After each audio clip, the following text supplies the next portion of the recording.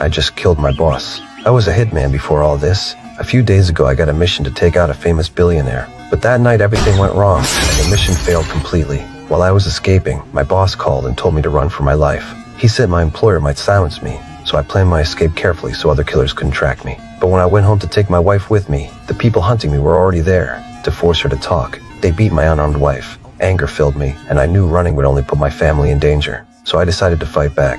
All I knew was that my hunters were a man and a woman, and they left in a green taxi. That was enough for me to find them. After making sure my wife was safe, I started my revenge plan.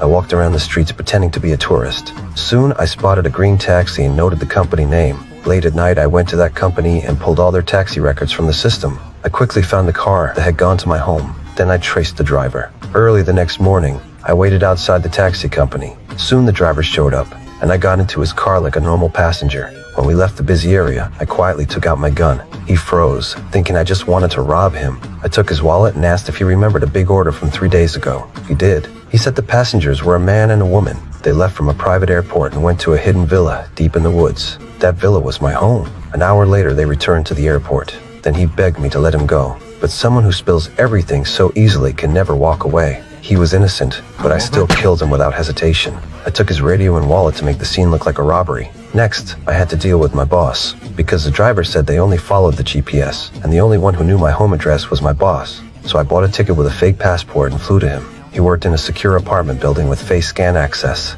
I disguised myself as a cleaner and waited. When a delivery guy approached the door, I pushed my trash bin and followed him in. He was delivering to my boss, but I didn't follow right away. 7 seconds later, the door locked again. I acted calm and drank water from the sink. When the delivery guy came out, I stopped the door with my foot and walked in with my toolbox. My boss's secretary was shocked, but she had no choice and brought me to him. My boss was surprised but calm. He wasn't going to tell me anything. I handed zip ties to the secretary and made her tie him to the chair. Then I told her to tie herself up in the bathroom. I smashed his computer with a nail gun to scare him, but he only said it was business and he had to protect his client. So I shot 3 nails into his body. If I didn't pull them out in 6 minutes, he would suffocate. He held on for only 3 minutes before collapsing. I quickly put newspapers on the floor, and soon he stopped breathing. I stuffed his body into a big trash bin without leaving a trace. The secretary was terrified and confessed before I even asked. She said she knew the employer's info, but wanted me to spare her life. I followed her into the elevator. All the files were at her home, but 2 strangers suddenly walked in midway. She didn't dare ask for help, but one of them joked, "Need any help getting rid of that body?" Luckily, it was just a joke. We arrived at her home, and I found my order card. On the back were 2 wire transfer numbers belonging to the man and woman who tried to kill me. Their information was all there. I also found the employer's details. When we left,